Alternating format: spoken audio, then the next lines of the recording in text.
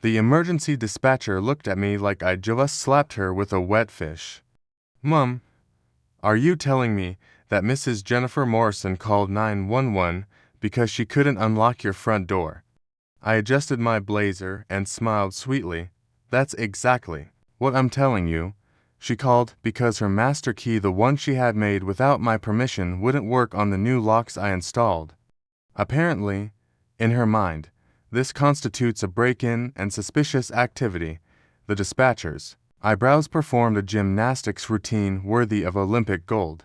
Around us, the police station buzzed with the kind of energy that only comes from witnessing the spectacular implosion of someone's entire existence. Jennifer Morrison, let's call her what she truly is, the HOA Karen of Maple Grove Estates, sat in the corner like a deflated balloon animal, her usual armor of fake pearls and entitled fury reduced to a whisper. The same woman who had terrorized our neighborhood for 3 years was now staring at the floor, wondering how her kingdom of petty tyranny had crumbled so spectacularly. But I'm getting ahead of myself. Let me paint you the full picture of how the queen of our suburban hell finally met her match. It all started 6 months ago when Jennifer decided my mailbox was not in compliance with community standards. My mailbox, the same black, regulation-sized box that had been there when I bought the house 2 years prior. She arrived at my door like the 4 horsemen of the apocalypse, if the apocalypse consisted of nitpicking and poorly applied lipstick. I'm afraid this simply won't do, she announced, waving a measuring tape like a medieval sword. Your mailbox is 3 inches too far from the curb. The HOA regulations clearly state how. Actually, I interrupted, pulling out my phone. I have photos from the day I moved in. The mailbox hasn't moved. But I'm happy to review the specific regulation you're referencing. Her smile could have curdled milk. Oh, we updated the regulations last month.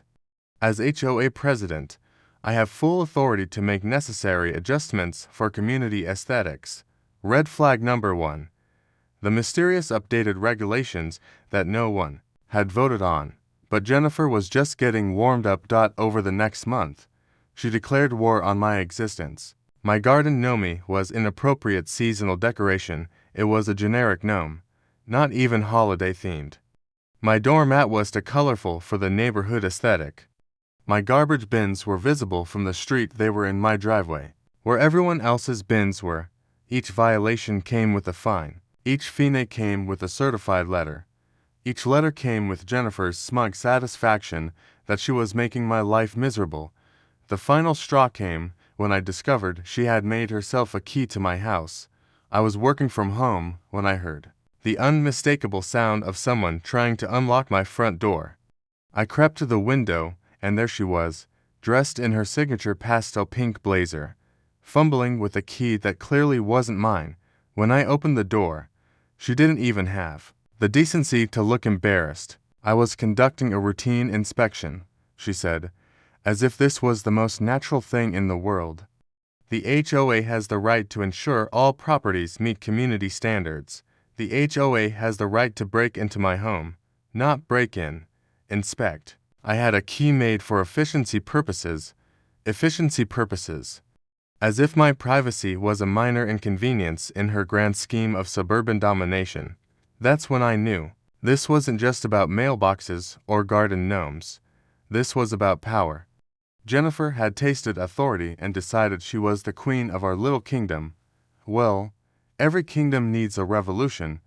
I spent the next week doing what Jennifer clearly thought was impossible. I read the actual HOA bylaws. Not the fake rules she'd been making up, but the real ones. The ones that required board meetings for any regulation changes. The ones that required homeowner votes. The ones that specifically prohibited board members from making unauthorized copies of house keys.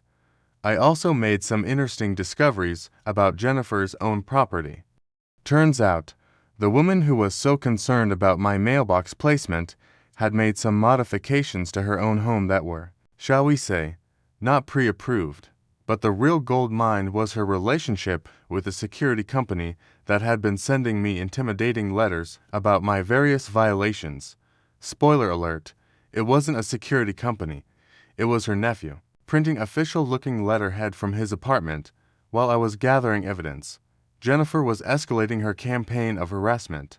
She started parking in my driveway to monitor my property. She called the city, claiming I was running a home business. I work in accounting, and my home office is about as exciting as watching paint dry. She even contacted my mortgage company with some creative story about property violations. The woman was unhinged. But she was also making a crucial mistake. She was documenting everything. Every fake violation notice. Every unauthorized key. Every forged signature on fake regulations. She was building my case for me. Then came the night that changed everything. I'd finally had enough. I called a locksmith and had all my locks changed. When Jennifer arrived the next morning for her routine inspection, her little master key didn't work. I watched from my window as she stood at my door, trying her key over and over like some demented mime. When it became clear that her skeleton key was about as useful as a chocolate teapot, she did what any rational person would do. She called 911. There's suspicious activity at 1247 Maple Street. She told the dispatcher. Someone has changed the locks, and I can't get inside to investigate. The dispatcher, clearly confused, asked, "Mum, is this your property?" "I'm the HOA president. I have the authority to inspect all properties, but is this your house? I need to get inside to check for violations." The 911 call lasted 12 minutes. I know because I later requested a copy of the recording. 12 minutes of Jennifer explaining to increasingly skeptical dispatchers why she should be able to enter someone else's home with an unauthorized key. The police arrived about 20 minutes later. By then, I had all my documentation ready. That's how I found myself sitting in the police station, explaining to a very confused dispatcher why the neighborhood's self-appointed queen had called 911 because she couldn't break into my house. "So, she made a copy of your key without permission?" The officer asked. "That's correct. She claimed it was for efficiency purposes in her role as HOA president. And when you changed your locks, she called 911 because she viewed her inability to enter my home as suspicious activity."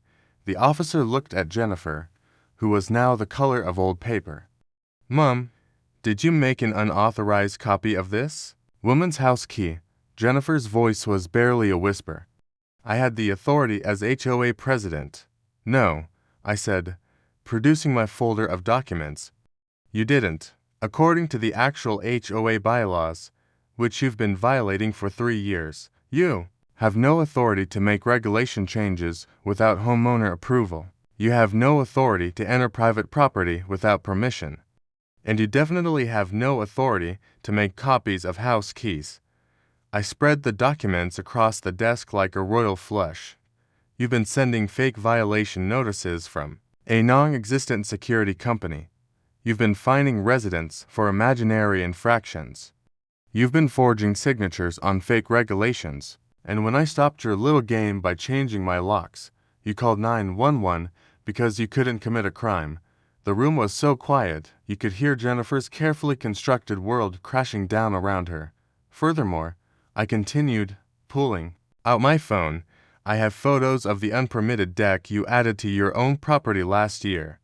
The same modifications you've been fining others for. I also have documentation of the official assessment you had done by your brother-in-law, who is not, it turns out, a licensed property appraiser."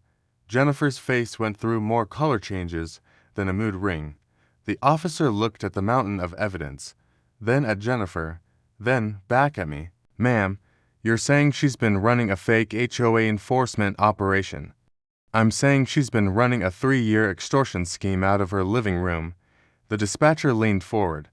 "And she called 911 because she couldn't get into your house to continue the extortion." "That's exactly what I'm saying." 6 months later, Jennifer is facing multiple charges including harassment, fraud, and attempted breaking and entering. The security company her nephew is facing charges for impersonating a business entity. And the HOA is being restructured with actual oversight. As for me, I'm still in my house, with my properly positioned mailbox, my colorful doormat, and my gloriously non-compliant garden know me. And the best part, my new locks work perfectly. Funny how the key to defeating a tyrant was simply changing the locks on their kingdom.